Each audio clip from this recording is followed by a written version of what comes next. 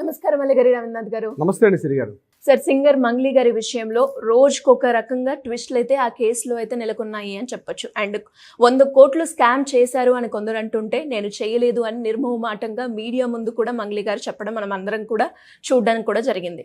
అయితే రీసెంట్గా నిన్న ఎవరైతే బాధితులు ఉన్నారో వాళ్ళు వచ్చి నేను ఆవిడ వల్లనే జాయిన్ అయ్యాను అని కూడా చెప్పిన సందర్భాలు కూడా ఉన్నాయి. ఇంతకీ అసలు నిజాలు ఏంటి, అసలు ఏం జరిగింది సార్? ఇక్కడ చట్ట ప్రకారంగా మనం మాట్లాడుకోగలిగితే శ్రీ గారు 2 విషయాలు ఉంటాయి. ఒకటి డైరెక్ట్ ఇన్వాల్వ్మెంట్, రెండవది ఇండైరెక్ట్ ఇన్వాల్వ్మెంట్.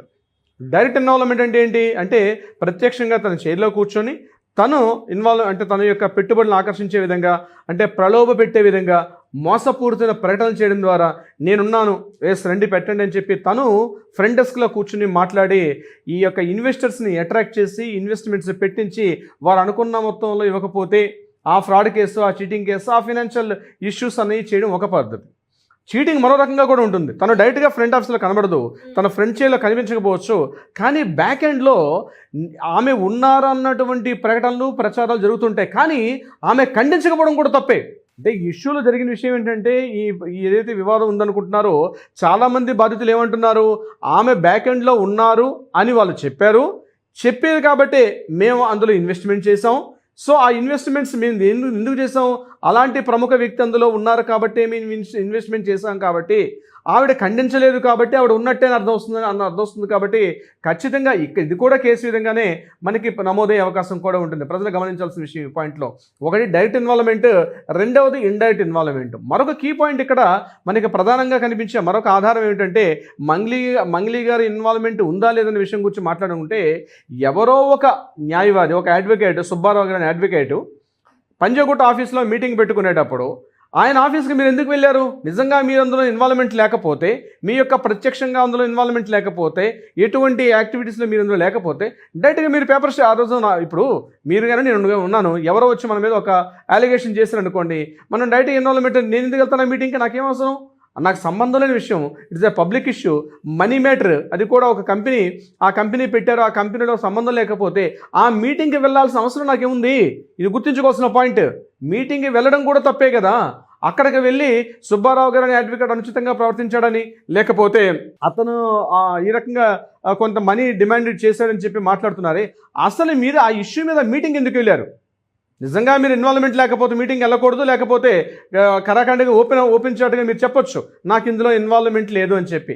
ఈ పాయింట్ కూడా ఆమె మీద అనేక రకాల అనుమానాలకు దారితీస్తుంది. మరొక ఇంపార్టెంట్ పాయింట్ ఏంటి, ఇక్కడ వ్యక్తిగత దోషాలను చేయడం అన్నది. సుబ్బారావు అనే అడ్వకేట్ మీద వ్యక్తిగత దోషాలకు పాల్పడ్డాం, ఎంతవరకు కరెక్ట్ అది? ఇప్పుడు ఆవిడ నిన్న ప్రెస్ మీడియాలో మాట్లాడుతూ మరొక ప్రముఖ ఒక సెలబ్రిటీ యొక్క పేరుతో అతనికి మీకు ఏదో క్రష్ ఉన్నట్టుగా మాట్లాడడం కూడా జరిగింది. అది ఎంతవరకు సంబంధించి మీ ఇష్యూగా మాట్లాడండి. మీరు వేరే వ్యక్తి ఎందుకు ఇన్వాల్వ్మెంట్ తీసుకొస్తున్నారు? ఇకపోతే ఆయన బిగ్ బాస్లోకి వెళ్ళాలని, ఆ ఫేమ్ రావాలని ఆయన కోరుకుంటున్నారని కూడా మీరు ఒక అలిగేషన్ పెట్టారు. వ్యక్తిగత దోషులకి మీరు ఎందుకు వెళ్తున్నారు? మీరు వ్యక్తిగత దోషులకి వెళ్ళే సమయంలో మీరు డైరెక్ట్గా ఎవరైతే బాధితున్నారో బాధితులతో మీరు మాట్లాడి ఆ బాధితుల్ని పిలిచి ఒక ప్రెస్ మీట్ పెట్టి ఇందులో నాకు ఎటువంటి ఇన్వాల్వ్మెంట్ లేదు, నాకు కానీ నా కుటుంబ సభ్యులకు కానీ లేదని చెప్పి నిజంగానే మీరు క్లీన్ చిట్ అయితే, నిజంగానే మీ ఇన్వాల్వ్మెంట్ లేకపోతే మీరు అలాంటి ప్రెస్ మీట్ పెట్టొచ్చు కదా, బాధితులందరినీ కూర్చోబెట్టి. ఎందుకంటే మీ ఫేము, మీకున్నటువంటి సెలబ్రిటీ హోదాని అడ్డం పెట్టుకునే కదా వాళ్ళు ఎవరో మనీ సర్క్యులేట్ చేశారు, మనీ కలెక్షన్స్ గోకుల్నందన్ ప్రైవేట్ లిమిటెడ్ అని ఒక ప్రైవేట్ లిమిటెడ్ కంపెనీ పెట్టి అందులో సిమెంట్ ఫ్యాక్టరీల దగ్గర ఇన్వెస్ట్మెంట్స్ పెడతామని, అదేవిధంగా కొన్ని రకాల రిసార్ట్స్, పబ్బులన్నీ కడతామని చెప్పి, రియల్ ఎస్టేట్లో పెడతామని చెప్పి కొన్ని రకాల డబ్బులు వసూలు చేసినట్టుగా ఆ బాధితులే వచ్చి వాపోతున్నారుగా. అటువంటి సందర్భంలో ఆ బాధితులను కూర్చోబెట్టి అయ్యా నాకు ఇందులో ఎటువంటి ఇన్వాల్వ్మెంట్ లేదు, నేను కానీ నా కుటుంబ సభ్యులు కానీ డైరెక్ట్ ఇన్వాల్వ్మెంట్ లేదని చెప్పి నిజంగా మీరు క్లీన్ చిట్ అయితే అలా చెప్పాల్సిన అవసరం ఉంటుంది. ఇవన్నీ అనేక రకాల అనుమానాలకు తావిస్తుంది. అవునా కాదా, మీరు ప్రత్యక్షంగా కానీ పరోక్షంగా కానీ ఇన్వాల్వ్మెంట్ ఉందా లేదండి దర్యాప్తు సంస్థలు, పోలీసులు, విచారణలు అవన్నీ తెలుస్తాయి, అది పక్కన పెట్టేసండి. కానీ ఈరోజు కామన్ మెన్లో వచ్చే అనుమానాలు ఇవన్నీ కూడా, ఎందుకంటే 3 నెలల నుంచి ఈ వివాదం నడుస్తుంది కాబట్టి ఈ వివాదంలో మంగ్లీ గారి యొక్క పాత్ర లేకపోతే, మంగ్లీ గారి యొక్క ఇన్వాల్వ్మెంట్ లేకపోతే, ప్రత్యక్షంగా కానీ పరోక్షంగా కానీ మంగ్లీ గారి యొక్క ఇన్వాల్వ్మెంట్ లేకపోతే ఓపెన్ డిబేట్లో ఆవిడ కూర్చుని మాట్లాడితే తప్పే ఉంది. ఇప్పుడు మీ ఇన్వాల్వ్మెంట్ ఉండదు, నా ఇన్వాల్వ్మెంట్ ఉండదు, మనకు ఎవరో పిలిచి అడిగారు అనుకోండి, మనం డైరెక్ట్గా కూర్చుని మాట్లాడతాం. మరి ఆ పని మంగ్లీ గారు ఎందుకు చేయలేకపోతున్నారు? ఇది సామాన్యుడికి వచ్చినటువంటి ఒక అనుమానం ఇందులో ప్రధానంగా. మరొక విషయం, ఇదే కాకుండా మీరు ఎఫ్ఐఆర్ ఎవరి మీద వేశారు? అడ్వకేట్ మీద వేశారు.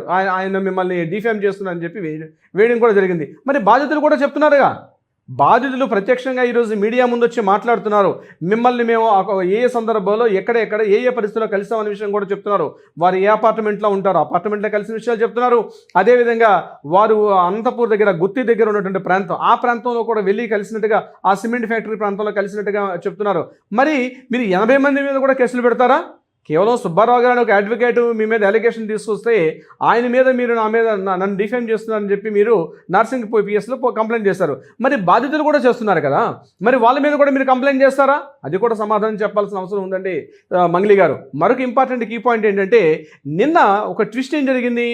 నిన్న కొంతమంది బాధితులతో కలిసి సుబ్బారావు గారు నిన్న పంజగుట్ట పోలీస్ స్టేషన్కి వెళ్తే అక్కడ పోలీసులు ఒక గ్రూప్ అంతా కలిసి బాధితులు మాత్రమే లోపలికి రానిచ్చి ఎవరైతే మన లాయర్ గారు ఉన్నారో లాయర్ గారిని బయట పెట్టడం కూడా జరిగింది.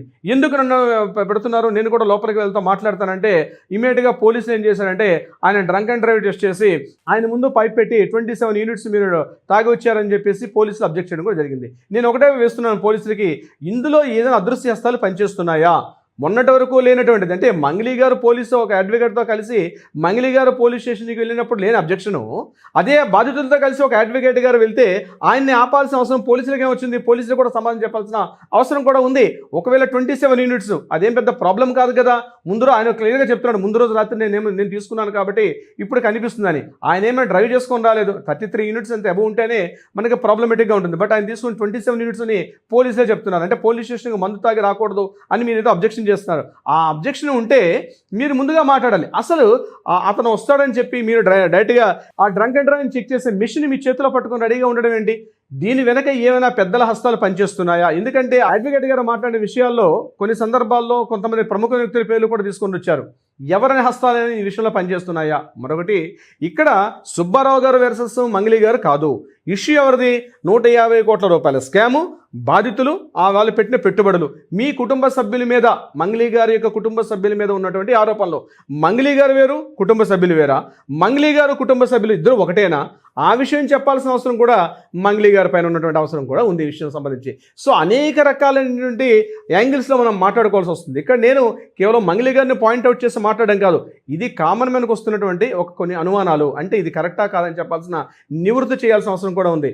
ఆవిడ నిన్న కళ్ళనీటి పర్యంతం అయిపోయి నేను మీడియా ముందు వాపోయి నేను అసలు అమాయకురాల్ని, నేను గిరిజన బిడ్డని అని చెప్పుకుంటూ మాట్లాడుతున్నారు. కావచ్చు కాక గిరిజన బిడ్డ అయితే మీకు ఉండాల్సిన ఆ ప్రయారిటీస్ మీకు ఆబ్వియస్లు ఉంటాయి. కానీ నేరం చేసిన నేరంలో డైరెక్ట్గా ఇండైరెక్ట్గా ఇన్వాల్వ్మెంట్ ఉంటే అక్కడ మాత్రం రిజర్వేషన్స్ వర్తించు. ప్రతి ఒక్కరు గుర్తుపెట్టుకోవాలి. నేరం ముందు జరిగింది అందరూ సమానమే. కేవలం ఆ ట్రంప్ కార్డు వాడుకుంటూ నేను ఇక్కడ తప్పించుకునే ప్రయత్నం చేస్తానంటే అందరూ కూడా హెచ్చరికగా ఉంటుంది. గుర్తుపెట్టుకోండి, అక్కడ ఎవరికైనా సమానమైనటువంటి ఇది ఉంటుంది. అక్కడ చట్టాల్లో హెచ్చు తగ్గులను ఉండవు. రిజర్వేషన్స్ మన డెవలప్మెంట్కు పనికొస్తే తప్పించి నేరాలు చేసే సందర్భాల్లో మన రిజర్వేషన్స్ పనిచేయవు. కానీ ఇలాంటి ట్రంప్ కార్డు వాడడం, తను ఏదో పబ్లిక్ సానుభూతి పొందే ప్రయత్నం చేయడం, నేను క్లీన్ చిట్ అని చెప్పించుకొని మీరు మీడియా ముందు మాట్లాడడం కరెక్ట్ కాదు. మీరు బాధితులకి భరోసా ఇవ్వాల్సిన బాధ్యత ఉంది. ఎందుకంటే అలిగేషన్స్ వచ్చాయి, మీ మీద అలిగేషన్స్ డైరెక్ట్గా రాకపోయినప్పుడు కూడా మీ కుటుంబ సభ్యుల చుట్టూ తిరుగుతున్నాయి. కాబట్టి మీ కుటుంబ సభ్యులు ఉన్నటువంటి మిగిలిన వ్యక్తులు ఎవరైతే ఉన్నారో, ఎవరో రమావత్ మధు అని, లేకపోతే ఆ శివ అని చెప్పి 4-5 పేర్లు వినిపిస్తున్నాయి. వాళ్ళందరితో కలిసి మీరు ప్రెస్ మీట్ పెట్టండి. ఇగో వాళ్ళ ముందు చెప్పించండి, నాకు ఇందులో ఇన్వాల్వ్మెంట్ లేదు, వాళ్ళకి ఈ కేసుకు సంబంధం లేదని చెప్పి వాళ్ళని పిలిపించి మాట్లాడండి. మీరు పంజగుట్ట పోలీస్ స్టేషన్లో ఒక ప్రముఖ అడ్వకేట్ గారి ఆఫీస్లో మీరు కలిసి అంటే సీసీ కెమెరాలు లేని చోట మీరు మాట్లాడుకోవడం, అంటే మీరు మీటింగ్ పెట్టుకోవడానికి ఉన్నటువంటి ఇంట్రెస్ట్ ఇప్పుడు పబ్లిక్ ముందు మీరు వచ్చి ఓపెన్ హార్ట్గా నిజంగా లేకపోతే ఓపెన్గా మీరు కూర్చుని మాట్లాడడంలో ఉన్నటువంటి డౌటే ఉంది. ఇలాంటివి అనేక రకాల అనుమానాలు మంగ్లీ గారి చుట్టూ తిరుగుతూ ఉన్నాయి. సో జరిగిందా జరగలేదా ఇది ఎవరికీ తెలియదు. ఇవన్నీ కూడా దర్యాప్తు సంస్థలు విచారణ చేస్తాయి. కానీ ఈరోజు ఒక 80 మంది బాధితులు వాళ్ళ కష్టార్జితం, వాళ్ళ స్వార్జితం, ఇల్లు రాత్రి అంతా కష్టపడి ఒక మధ్యతరగతి ఒక సామాన్యుడు తన ఇల్లు నమ్ముకొని, తన వాకిలు నమ్ముకొని, తన చెట్టు పుట్ట పొలాలు నమ్ముకొని ఈరోజు పెట్టుబడులు పెట్టారు. ఇది సరైనది కాదు. అది చెప్పాల్సిన బాధ్యత, ఒక సామాజిక బాధ్యత కూడా ఆమె పైన ఉంది. శ్రీ గారు, thank you sir. Thank you so much. Thank you so much Sri గారు.